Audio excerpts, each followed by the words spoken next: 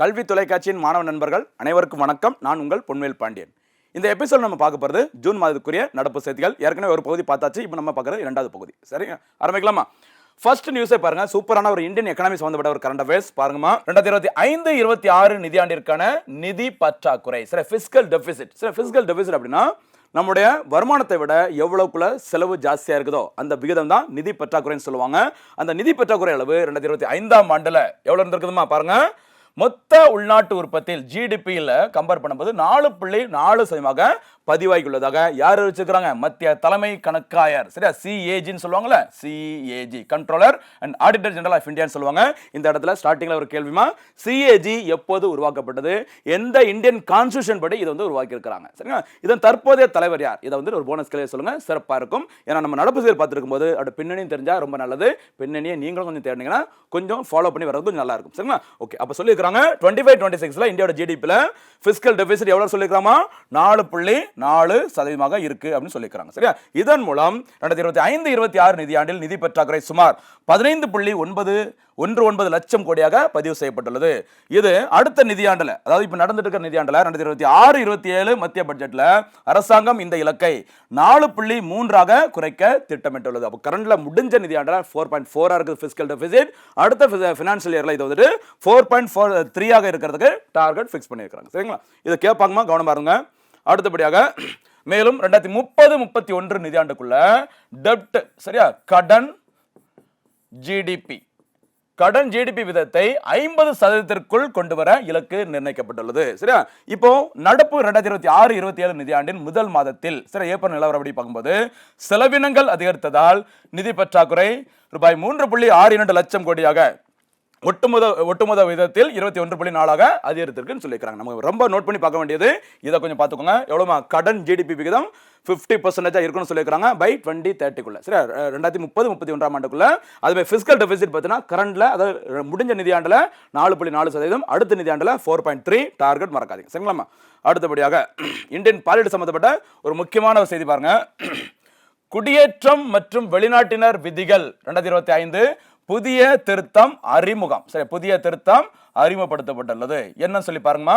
இதுல என்ன கேட்பாங்க அப்படின்னா, கேள்வியில கேட்கும்போது சிங்கிள் லைன்ல கேட்கறதா இருந்தா குடியேற்றம் மற்றும் வெளிநாட்டினர் தொடர்புடைய விதிகளை மத்திய அரசு எந்த ஆண்டு வெளியிட்டாங்கன்னு சொல்லி கேட்பாங்க. இந்த வருஷமா 2025 மறந்துடாதீங்க. சரிங்களா, வெளியிட்டது யாருன்னு சொல்லி பாருங்க, மத்திய உள்துறை அமைச்சகம். பாருங்க, மத்திய உள்துறை அமைச்சகம் இந்தியாவில் தங்கும் வெளிநாட்டவர்களுக்கான குடியேற்றம் மற்றும் விசா, சரியா, இந்த விதிகள்ல புதிய திருத்தங்களை கொண்டு வந்திருக்கிறாங்க. என்ன திருத்தங்கள் அப்படின்னு சொல்லி பாருங்க.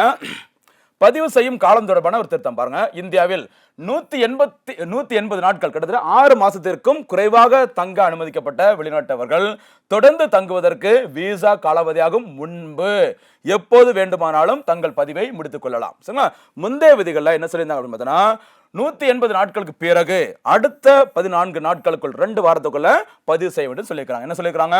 இப்போ வெளிநாட்டுல இருந்து ஒருத்தங்க அந்த நாட்டுல இருந்து பாஸ்போர்ட் வாங்கிட்டு இந்தியாவுக்குள்ள வராங்க. அப்போ அதுக்கு இந்திய அரசு விசா வழங்கணும். சரிங்களா, அந்த விசாவோட காலம் 180 டேஸ் வச்சுக்கோங்க. சரி, 180 நாட்கள் இருந்தது அப்படின்னா, இதுக்கு முன்னாடி இந்த விதிகளின்படி 180 நாட்கள் டைம் முடிஞ்சிச்சு அப்படின்னா அதுல இருந்து அடுத்த 14 டேஸ்க்குள்ள, சரிங்களா, என்ன செய்யணும், நம்ம அதை ரினிவல் பண்ணியிருக்கணும்.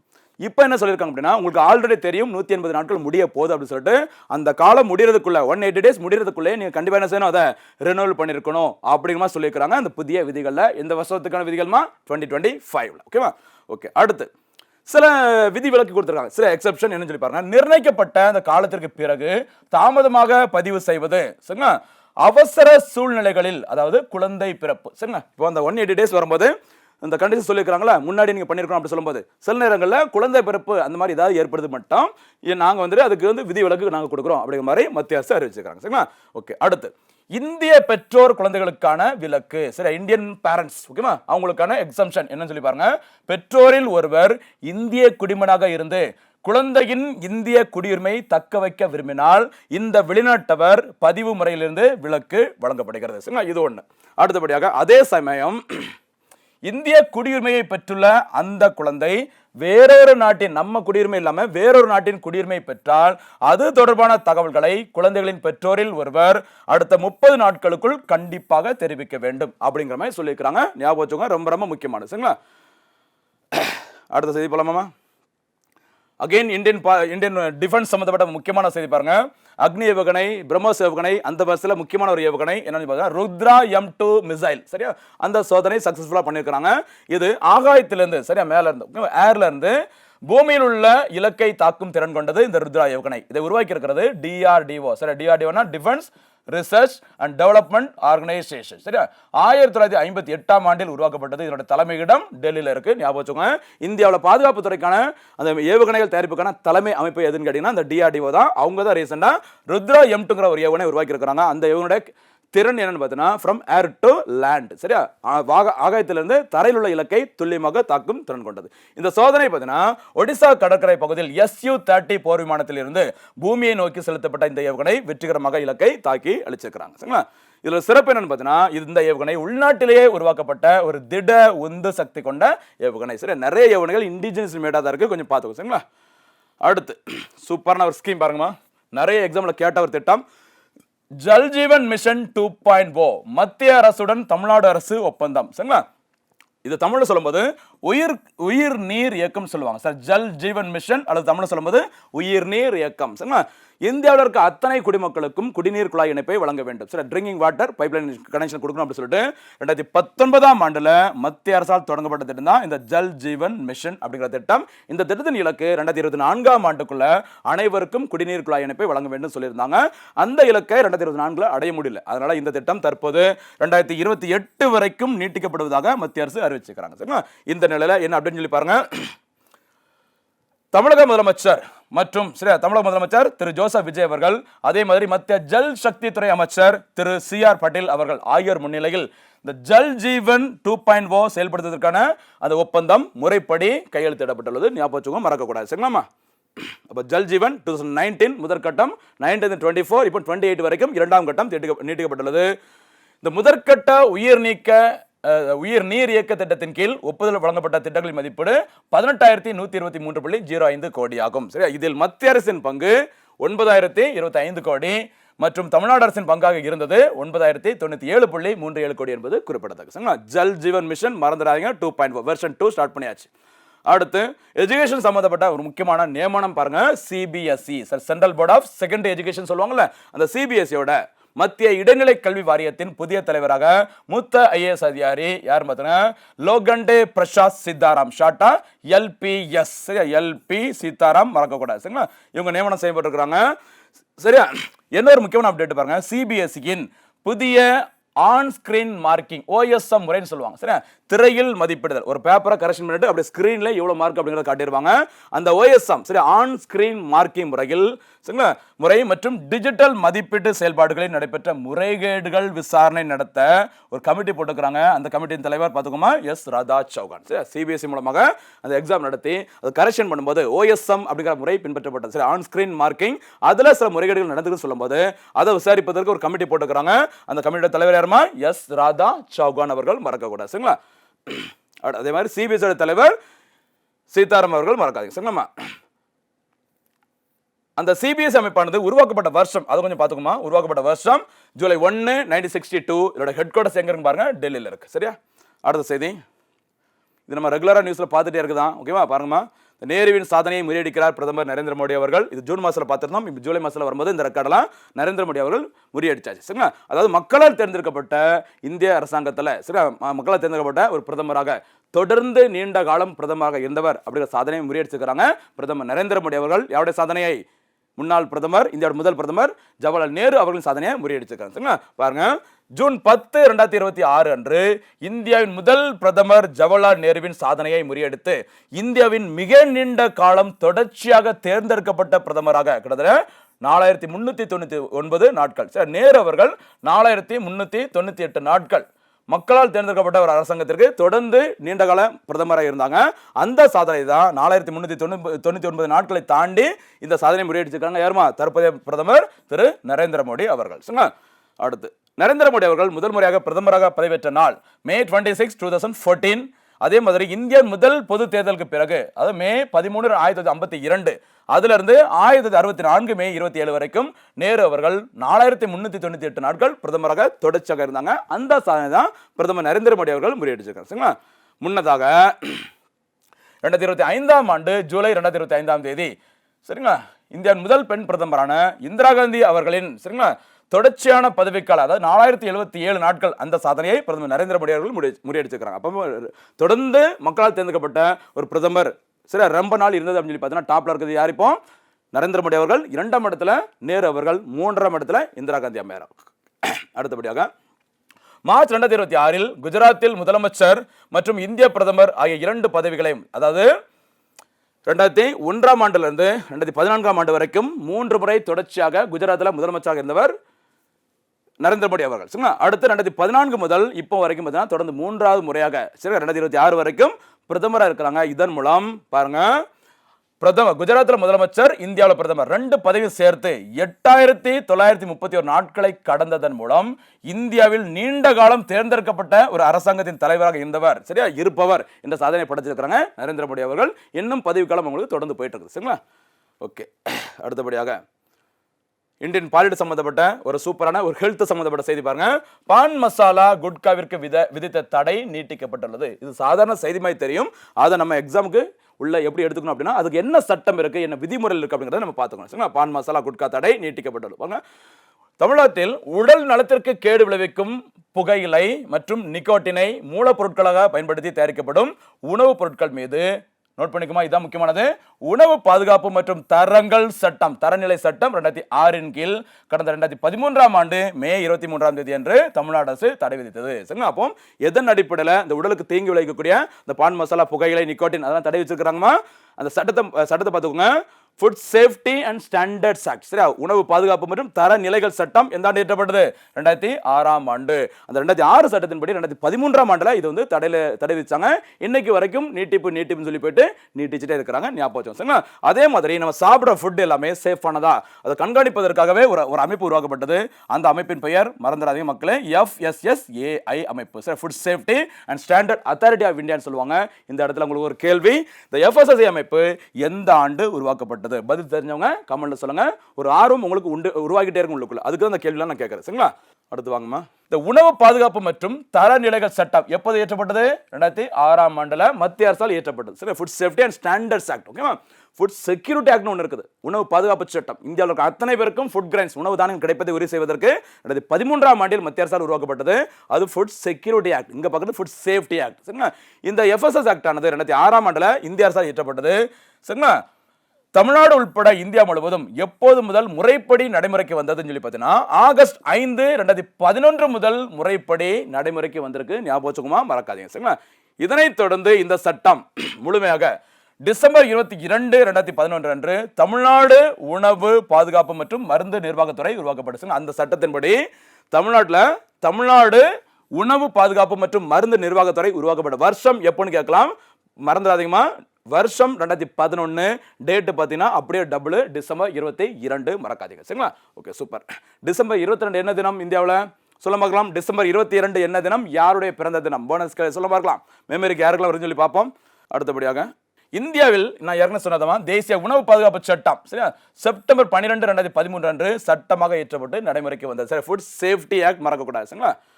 அடுத்தபடியாக இந்த சட்டமானது ஜூலை 5 2013 முதல் முன் தேதியிட்டு நடைமுறைப்படுத்தப்பட்டதாக முறைப்படி அறிவிச்சிருக்கிறாங்க சரிங்களா. அடுத்த செய்தி பாருங்க. அகைன் சுகாதாரம் தொடர்புடைய முக்கியமான ஒரு கணக்கெடுப்பு சரியா சட்டம் திட்டம் எல்லாமே முக்கியம். அதே மாதிரி ஹெல்த் சம்பந்தப்பட்ட ஏதாச்சும் ஒரு டேட்டா வெளியிட்டிருந்தாங்கன்னா கொஞ்சம் பார்த்துக்கோங்க.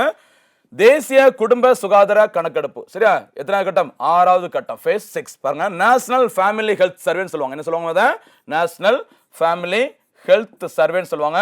6வது கட்டமாக சமீபத்தில் நடத்தப்பட்டுள்ளது. அது எந்த காலகட்டத்திற்கான சொல்லி பாருங்க 23-24க்கானது ஞாபகம் வச்சுங்க 2023-24 ஓகேவா. யார் சார்பில் நடத்தப்படுது அப்படின்னா மத்திய சுகாதாரம் மற்றும் குடும்ப நல அமைச்சகம் சார்பில் நடத்தப்பட்டது. இந்த கணக்கெடுப்பை நடத்தியது யாருன்னு பார்த்தீங்கன்னா மும்பையை சேர்ந்த IIPS என்று அழைக்கப்படும் சர்வதேச மக்கள் தொகை அறிவியல் நிறுவனம். இப்படின்னு கேள்வி கேட்கலாம். IIPS என்ன அது எங்க இருக்குன்னு சொல்லி கேட்கலாம். எங்கமா இருக்குது மும்பைனாலே இந்தியாவில் நிறைய அமைப்புகள் வங்கிகளின் தலைமையிடம் இருக்குது மறந்துடாதீங்க. நபார்டு வங்கி செபி அமைப்பு ஓகேவா RBI ஓகேவா நிறைய okay CBI central bank of India இப்படி நிறைய இருக்குது இந்த இடத்துல மும்பை. அந்த லிஸ்ட்ல இதையும் சேர்த்துக்கோங்க IIPS மும்பையில் தான் இருக்கு சரிங்களா. அடுத்தபடியாக அந்த நேஷனல் ஃபேமிலி ஹெல்த் சர்வே அதோட ஃபேஸ் 6 அதோட முக்கியமான முடிவுகள் என்னன்னு சொல்லி பாருங்க. இந்தியாவின் மொத்த கருவுறுதல் விகிதம் டோட்டல் ஃபெர்டிலிட்டி ரேட்னு சொல்லுவாங்க. சரியா, ஒரு பெண் தன்னுடைய வாழ்நாளில் எத்தனை முறை கருத்தரிக்கிறாங்க, அதுதான் மொத்த கருவுறுதல் விகிதம். 2023-24 ஆண்டுல எவ்வளவு இருந்தது பாருங்க, 2.0. சரியா, 2.0 என்ற அளவில் இருந்தது. இது 2.1 என்ற மாற்று வரம்பிற்கு சற்று குறைவாக இருக்கு. சரி, பொதுவான டார்கெட்டா இந்தியன் கவர்மெண்ட் சொன்னது 2.1 TFR அப்படி சொல்லியிருக்காங்க. அதோட கொஞ்சம் கம்மியா இருக்குது. எவ்வளவுமா, 2.0ன்னு சொல்லியிருக்காங்க. சரியா, இந்த 6வது கணக்கெடுப்புல. அடுத்து கருத்தடை பயன்பாட்டு விகிதம் 66.7%இருந்து 69.1% மக்கள் பார்த்தீங்கன்னா அந்த கருத்தடை வந்து பயன்படுத்தி இருக்காங்க அப்படின்னு சொல்லியிருக்காங்க. அதே மாதிரி இந்தியாவில் 95.9% கர்ப்பிணி பெண்கள் மகப்பேருக்கு முந்தைய பராமரிப்பை பெறுகின்றனர். சரி, குழந்தை பெற்றுக்கிறதுக்கு முன்னாடியே இந்தியாவில் இருக்க 95.9% கர்ப்பிணி பெண்கள் அவங்களுடைய சரி உடலுக்கு தேவையான அந்த பராமரிப்பை பெறுகின்றனர் அப்படி சொல்லியிருக்கிறாங்க. இதுவும் கேட்கலாம். சரிங்களா, அதாவது சுகாதாரத்துறையில் இந்தியா என்ன சாதனை படைச்சிருக்காங்க, என்ன முன்னேற்றம் சொல்லி மெயின்ஸ் லெவலில் கேட்கலாம், கொஞ்சம் விட்டுறாது. ஓகேவா, இது முதல் 3 மாதங்களில் 76.2% உள்ளது. கர்ப்ப காலத்தில் 100 நாட்கள் அல்லது அதற்கு மேல் இரும்பு சத்து ஃபோலிக் அமில சப்ளிமெண்ட்டுகள் உட்கொள்ளும் தாய்மையின் எண்ணிக்கை 44.1%இருந்து தற்போது 54.9% கொஞ்சம் பெட்டரா உயர்ந்திருக்குன்னு சொல்லியிருக்கிறாங்க. சரியா, இந்த ஃபோலிக் ஆசிட்னு சொல்லுவாங்களா, அயன் டேப்லெட் எல்லாமே எடுக்கிற பெண்களின் எண்ணிக்கை அதிகரிச்சுன்னு சொல்லியிருக்கிறாங்க. அதே மாதிரி 180 நாட்கள் அல்லது அதற்கு மேல் சத்து மாத்திரைகளை உட்கொள்பவர்கள் எண்ணிக்கை 26%இருந்து 37.8% அதிகரிச்சிருக்குது அப்படிங்கிற மாதிரி இந்த தகவலை சொல்லியிருக்கிறாங்க. அதே மாதிரி குடும்ப அளவில் சுகாதார காப்பீடு, சரி ஒரு ஹெல்த் இன்சூரன்ஸ் அப்படிங்கிறது பார்த்தீங்கன்னா 41% ஏற்கனவே இருந்திருக்குது. இப்போ ரீசெண்டாக அது 60.2% இந்த சுகாதார காப்பீடு சரியா பெறுவரின் எண்ணிக்கை கணிசமாக அதிகரிச்சிருக்கு அப்படின்னு சொல்லியிருக்கிறாங்க. சரிங்களா, எல்லாமே முக்கியமானது விட்டுறாதீங்க. அதே மாதிரி இணையதளத்தை சரி இணையத்தை பயன்படுத்திய பெண்களின் சதவீதம் 33.3%இருந்து இப்போ கிட்டத்தட்ட டபுளா சரியா 64.3% கிட்டத்தட்ட இரட்டிப்பாக அதிகரிச்சிருக்குது. நெட் யூஸ் பண்ற இன்டர்நெட் யூஸ் பண்ற பெண்களின் எண்ணிக்கை ஜாஸ்தியா இருக்குன்னு சொல்லியிருக்காங்க. ஓகே, அதே மாதிரி கைபேசி வைத்திருக்கும் பெண்களின் எண்ணிக்கையானது இதுக்கு முன்னாடி 53.9% இருந்தது, இப்போ 63.6 அதிகரிச்சிருக்குது. அடுத்து முக்கியமானது இந்த பாயிண்ட் நோட் பண்ணிக்கோங்க. வங்கி ஒரு பேங்கா இருக்கலாம் அல்லது ஏதாச்சும் ஒரு சேமிப்பு கணக்கு வங்கி வைத்திருக்கும் பெண்களின் எண்ணிக்கை 78.6% இருந்தது, தற்போது 89% 89% உயர்ந்துள்ளது குறிப்பிடது. சரிங்களா, அதே மாதிரி இந்தியாவில் சிசேரியன் அறுவை சிகிச்சை சரி அறுவை சிகிச்சை பண்ணி குழந்தை எடுப்பாங்களா, அந்த சிசேரியன் பிரசவங்கள் ஏற்கனவே 21.5% இருந்திருக்கு, இப்போ 27.2 உயர்ந்துள்ளது. இது உலக சுகாதார அமைப்பு இருக்காங்களா, வேர்ல்டு ஹெல்த் ஆர்கனைசேஷன், அவங்க சொன்ன வரம்பு 10 to 15% இருக்கலாம். இந்தியாவில் இப்போ 100 டெலிவரி நடக்கணும் அப்படின்னா அதுல வந்து 10லேருந்து 15% சரிங்களா அந்த எண்ணிக்கை தான் சிசேரியனா இருக்கணும் அப்படின்னு சொல்லி யார் சொல்லியிருக்காங்க, WHO வேர்ல்டு ஹெல்த் ஆர்கனைசேஷன் ஒரு அறிவிச்சிருக்காங்க.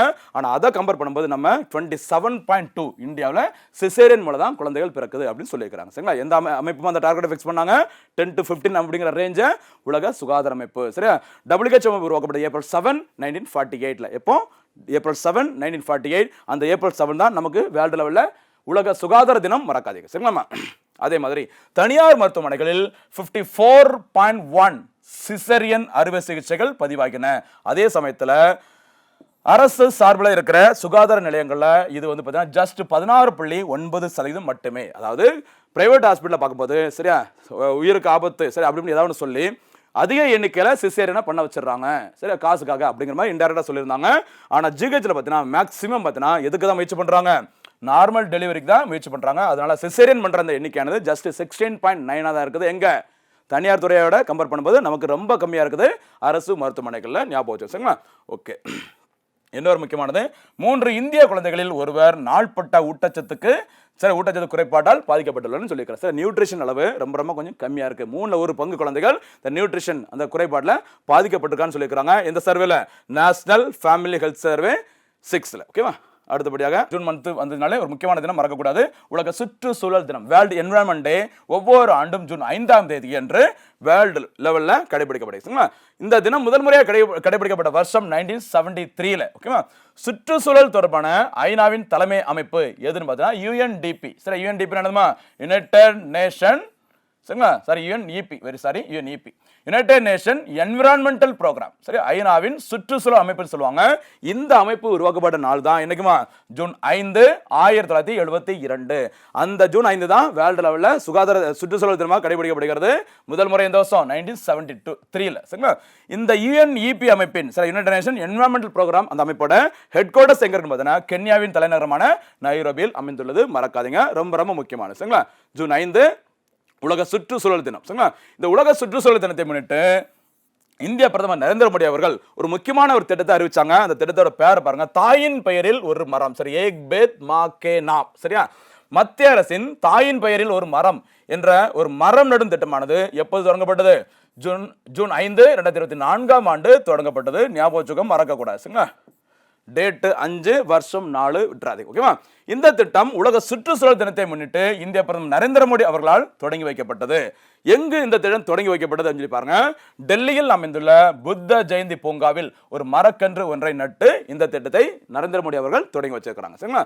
தன் தாயுடன் சேர்ந்த ஒரு சிறப்பு பாருங்க, இந்திய மக்கள் தன் தாயுடன் சேர்ந்து மரக்கன்றை நட்ட ஒரு போட்டோவை, சரியா, செல்போன் மூலமா போட்டோ எடுத்து அப்படியே கவர்மெண்ட்டுக்கு அனுப்புனாங்க அப்படின்னா அந்த மாணவரின் பெயர், தாயின் பெயர் பதிவேற்றம் செய்யப்பட்ட அந்த போட்டோ அனுப்பணும் அப்படின்னா சென்ட்ரல் கவர்மெண்ட் சார்பாக பார்த்தீங்கன்னா மத்திய பள்ளி கல்வித்துறை சார்பில் ஒரு மின் சான்றிதழ் வழங்கப்படும் சொல்லியிருக்கிறாங்க. சரியா? அதாவது நம்முடைய தாய், சொந்த நம்மளோட அம்மாவை எப்படி எந்த அளவுக்கு நல்லா பார்த்துக்கோமோ அதே மாதிரி பூமி தாயும் நல்லா பார்த்துக்கணும். அதனால நீங்க மாணவர்களை என்ன பண்ணுங்க, உங்க அப்பா அம்மா கூட சேர்ந்துட்டு ஒரு மரத்தை நடுற மாதிரி ஒரு போட்டோ எடுத்து எனக்கு அனுப்புங்க அப்படி சொல்லிட்டு சொல்லியிருக்காங்க மத்திய அரசு. அப்படி அனுப்பிவிட்டீங்க அப்படின்னா மத்திய அந்த பள்ளி கல்வித்துறை சார்பில் பார்த்தீங்கன்னா ஒரு சர்டிபிகேட் அந்த மாணவர்களுக்கு அனுப்பி வைப்புன்னு சொல்லியிருக்காங்க. இதை முன்னிட்டு தாயின் பெயரில் ஒரு மரம் நடும் திட்டம் தொடங்கப்பட்டது ஜூன் 5 2024. மறக்காதீங்க. சரிங்களா?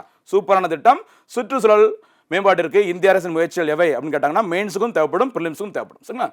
அகைன் தமிழ்நாடு சம்பந்தப்பட்ட ஒரு முக்கியமான செய்தி பாருங்க. தமிழ்நாடு சட்டப்பேரவையில் முதல் பெண் செயலராக ஒரு நபர் நியமிக்கப்பட்டிருக்கிறாங்க. யார் அப்படிங்கிற பாருங்க, ஒரு சாதனை பெண்மணி. தமிழ்நாடு சட்டப்பேரவையின் முதல் பெண் செயலராக, ஃபர்ஸ்ட் விமன் செக்ரட்டரியாக யாரும் பாருங்க, ஆர் சாந்தி அவர்கள், மதுரையை சேர்ந்த ஆர் சாந்தி அவர்கள் ஜூன் 6 2026 அன்று பொறுப்பேற்றுக் கொண்டார். மதுரையை சேர்ந்த சாந்தி அவர்கள் 1992 டிஎன்பிசி தேர்வு மூலம் சட்டப்பேரவை செயலகத்தில் உதவியாளராக பணியில் சேர்ந்தார். 92 டிஎன்பிசி எக்ஸாம்ல செலக்ட் ஆகி வந்தவங்க தான் இப்போ அந்த தமிழ்நாடு சட்டப்பேரவை முதல் பெண் செயலராக பதவியேற்று சாதனை படைச்சிருக்கிறாங்க. யாருமா? ஆர் சாந்தி அவர்கள். அப்போ நம்மளாலையும் இந்த மாதிரி சாதனைகளை படைக்க முடியும். தொடர்ந்து நல்லா படிங்க, சூப்பரான போஸ்டிங் வாங்க, கவனமா இருங்க, நடப்பு செய்தியில் நல்லா படிங்க. அடுத்து நியமனம் செய்தவர் யாரும் பார்த்தீங்கன்னா தமிழக ஆளுநர் ஆர்.வி. ஆர்லேக்கர் அவர்கள். இதற்கு முன்பு இந்த பதவியில் இருந்தவர் கே. சீனிவாசன் அவர்கள். அவர்கள் பிறகுதான் சாந்தி அவர்கள் இந்த பதவிக்கு வந்திருக்கிறாங்க. தமிழ்நாடு சட்டப்பேரவையின் தற்போதைய ஸ்பீக்கர் சபாநாயகர் யார் பார்த்தீங்கன்னா திரு ஜே.சி.டி. பிரபாகர் அவர்கள். மறக்கக்கூடாது. சரிங்களா? அடுத்து பாருங்க, இந்த செய்தி அடுத்த ஒரு 2-3 வருஷத்துக்கு வந்துட்டே இருக்கும். நல்லா நோட் பண்ணிங்க பாருங்க. ஐநா பாதுகாப்பு கவுன்சிலின் 5 தற்காலிக உறுப்பு நாடுகள். சரியா? United nation security council. சரியா? யுனைடெட் நேஷன் செக்யூரிட்டி கவுன்சில் சொல்லுவாங்க. அந்த ஐநா பாதுகாப்பு சபைக்கு புதிதாக தேர்ந்தெடுக்கப்பட்டுள்ள 5 அந்த டெம்பரரி கண்ட்ரி, சரியா, நான் பெர்மனன்ட் மெம்பர்ஸ் எதுன்னு சொல்லி பாருங்க. தற்காலிக உறுப்பு நாடுகள் Austria, Kyrgyzstan, Portugal, Trinidad Tobago மற்றும் ஜிம்பாப்வே. இந்த 5 நாடுகள் தான் தேர்ந்தெடுக்கப்பட்டிருக்கிறாங்க தற்காலிக உறுப்பினராக இதுல ஐநா பாதுகாப்பு சபையில். சரிங்களா? ஓகே. இவருடைய பதவிக்காலம் ஜனவரி 1 2027 என்று தொடங்கப்படும். ஞாபகம் மறக்கக்கூடாது. இந்த யுஎன்எஸ்சி அமைப்பிற்கு இந்தியா தற்காலிக உறுப்பினராக இதுவரைக்கும் 8 முறை தேர்ந்தெடுக்கப்பட்டிருக்கிறாங்க. 9வது முறையாகவும் இதுல யுஎன்எஸ்சில இந்தியா அங்கம் வகிப்பதற்கு போட்டியிட போறாங்க. இந்தியாவை எதிர்த்து போட்டியிட உள்ள நாடு எதுன்னு பார்த்தீங்கன்னா தஜிகிஸ்தான். இந்தியா இந்த தஜிகிஸ்தானை வின் பண்ணாங்க அப்படின்னா இந்தியா யுஎன்எஸ்சி அமைப்பில் 2028, 29 இந்த காலகட்டத்திற்கு மீண்டும் இந்தியா யுஎன்எஸ்சிக்கு தற்காலிக உறுப்பினராக தேர்ந்தெடுக்கப்படுவாங்க. சரிங்களா? இந்தியா கடைசியாக இந்த ஐநா பாதுகாப்பு சபையில எப்போது அங்கம் வகித்தாங்க அப்படின்னு பார்த்தீங்கன்னா 2021 2022 ஆகிய 2 ஆண்டுகள் இருந்தாங்க. அது 8வது முறை. மறக்காதீங்க. சரிங்களா? 9வது முறையாக வர்றதுக்கு வாழ்த்துக்கள். அடுத்தபடியாக ஐநா ஐக்கிய நாடுகளோட இந்த பாதுகாப்பு கவுன்சில் அப்படின்னா என்னன்னு சொல்லி பாருங்க. உருவாக்கப்பட்டது அக்டோபர் 24, 1945 உருவாக்கப்பட்டது. இது சர்வதேச அமைதி என்ன நோக்கத்தோடு ஆரம்பிக்கப்பட்டதுன்னு சொல்லி பாருங்க. இன்டர்நேஷனல் லெவல்ல ஒரு பேஸ் அமைதி உருவாக்க வேண்டும், பாதுகாப்பையும் நம்ம பேண வேண்டும். அதற்காக தான் ஐநாவின் ஒரு முதன்மையான அமைப்பாக உருவாக்கப்பட்டது யுனைடெட் நேஷன் செக்யூரிட்டி கவுன்சில். சரிங்களா? ஓகே. இந்த சபை தன்னுடைய முதல் கூட்டத்தை நடத்திய நாள் ஜனவரி 17, 1946. மறக்கக்கூடாது. அந்த முதல் கூட்டம் நடைபெற்ற இடம் லண்டன். இந்த அமைப்புல மொத்த உறுப்பு நாடுகள் எத்தனை பார்த்தீங்கன்னா டக்குன்னு ஆர்வக்குளாரில் 193 போடக்கூடாது. 193ங்கிறது ஐநா அமைப்பில் இருக்கிற மொத்த நாடுகள் எண்ணிக்கை. இங்க பாக்குறது யுனைடெட் நேஷன் செக்யூரிட்டி கவுன்சில். அதுல இருக்க மொத்த நாடுகள் எண்ணிக்கை 15. ஞாபகம் வச்சுக்கோங்க. அந்த 15ல 5 நாடுகள் பெர்மனன்ட் மெம்பரா இருப்பாங்க. சரியா? நிரந்தர உறுப்பினராக இருப்பாங்க. மிச்சம் இருக்க 10 பேர் பார்த்தீங்கன்னா 2 ஆண்டுகள் பதவிக்காலம் கொண்டு தற்காலிக உறுப்பினராக இருப்பாங்க. ஞாபகம் வச்சு சரிங்களா? ஓகே, அந்த 5 நிரந்தர உறுப்பினர்கள் எதெல்லாம் அப்படின்னு சொல்லி பாருங்க. America, Britain, China, Russia, France. சரியா? ஏபிசி ஆர்எஃப் அதை நினைச்சுக்கோங்க. இவங்க தான் வீட்டோ அதிகாரம் கொண்ட, சரி, வீட்டோ பவர் இருக்கிற ஐநா பாதுகாப்பு சபையின் நிரந்தர உறுப்பினர்கள். மறக்கக்கூடாது. இந்த ஐநா பாதுகாப்பு சபைக்கு இந்தியா 8 முறை தேர்ந்தெடுக்கப்பட்டிருக்காங்க. 9வது முறையாக இந்தியா போட்டியிட போறாங்க. இந்த ஆண்டிற்கான 2028, 2029 காலகட்டத்திற்காக. சரிங்களா? அடுத்து போலாமா? அடுத்து பாருங்க. 23வது உலகக்கோப்பை கால்பந்து போட்டி 2026. சரிங்க, எத்தனாவதுமா? 23rd edition of the FIFA world cup football match பார்த்தீங்கன்னா 3 நாடுகள் இணைந்து நடத்த போறாங்க. எத்தனை நாடுகள்மா? முதல் முறையாக ஒரு 3 நாடுகள் இணைந்து நடத்த போறாங்க. எந்தெந்த நாடுகள் அப்படிலாம் பார்த்தீங்கன்னா, 1 மெக்சிகோ, அடுத்து அமெரிக்கா, அடுத்து கனடா. சரி, மேக் அல்லது மக்கு அப்படின்னு நினைச்சுக்கோங்க. சரி, மெக்சிகோ, அமெரிக்கா, கனடா ஒரு முதல் முறையாக அதிக எண்ணிக்கையில் இந்த ஃபுட்பால் மேட்ச் வந்து நடத்துறது இதான் ஃபர்ஸ்ட் டைம். மறந்துறாங்க, கவனமா இருங்க. சரிங்களா? ஓகே, அதே மாதிரி அந்த கால்பந்து வரலாற்றிலே முதல் முறையாக அதிகபட்சமாக 48 நாடுகள் இந்த போட்டிகளை கலந்துக்கிறாங்க. மறக்கக்கூடாது. சரிங்களா? ஓகே, அடுத்து ஜூன் 11 அன்று மெக்சிகோ நகரத்தில் உள்ள எஸ்டாடியோ அஸ்டாகா மைதானத்தில் முதல் மேட்ச் தொடங்குது. அதோட ஃபைனல் மேட்ச் வந்து எங்க நடக்க போகுது அப்படின்னு சொல்லி பார்த்தீங்கன்னா ஜூலை 19 அன்னைக்கு, சார், ஜூலை 19 அன்றைக்கு அமெரிக்காவின் நியூ ஜெர்சி ஸ்டேடியத்தில் நடைபெற உள்ளது. எந்த அணிகள் இறுதிப் போட்டிக்கு முன்னேறும் அப்படிங்கிறத பொறுத்திருந்து பார்க்கலாம். சரிங்களா? அடுத்து பார்க்கலாமா? என்னோட கணிப்பு அர்ஜென்டினா மற்றும் ஸ்பெயின் ரெண்டுமே ஃபைனலுக்கு வரும். யார் வின் பண்றா அப்படிங்கறத பொறுத்து பார்க்கலாம். நடப்பு சாம்பியனாக 2022ஆம் ஆண்டுல FIFA வேர்ல்டு கப்ல சாம்பியன் பட்டத்தை வென்ற அணி மெஸ்ஸி தலைமையிலான அர்ஜென்டினா அணி. ஞாபகம் வச்சுக்கோங்க, மறக்க கூடாது. சரிங்களா? அந்த 2022ஆம் ஆண்டிற்கான FIFA வேர்ல்டு கப் நடைபெற்ற நாடு, அந்த போட்டி நடைபெற்ற நாடு கத்தார். சரி, கத்தார் தலைநகரம் தோகாவில் அந்த மேட்ச் நடந்திருக்குது. இந்த வருஷம் 3 நாடுகள் இணைந்து நடத்திருக்கிறாங்க. சரியா? அடுத்து இதுல ஒரு போனஸ் கேள்வி கேட்கலாமா? உலகக்கோப்பை கால்பந்து போட்டிக்கு இந்தியா எத்தனை முறை தகுதி பெற்றிருக்கிறாங்க? எத்தனை முறை FIFA வேர்ல்டு கப்ல இந்தியா விளையாடி இருக்கிறாங்க?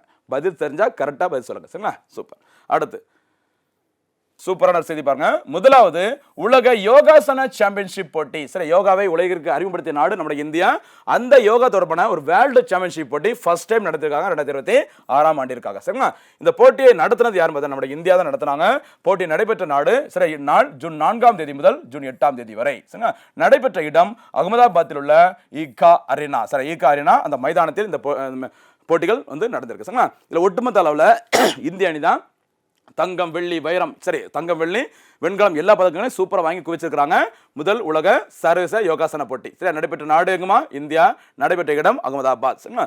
போட்டிகள் பிரிவு என்ன சொல்லி பாருங்க. என்னென்ன கேட்டகரியில அந்த யோகா போட்டி நடத்தினாங்க அப்படின்னா, பாரம்பரிய யோகாசனம், அடுத்து ஆர்ட்ஸ், சரி, கலை யோகாசனம், அடுத்து தாளச்சோடிகள், ரிதமிக், இந்த பேர் அப்படி சொல்லுவாங்க, மற்றும் குழு நிகழ்வுகள், இந்த கேட்டகரியில நடத்தினாங்க.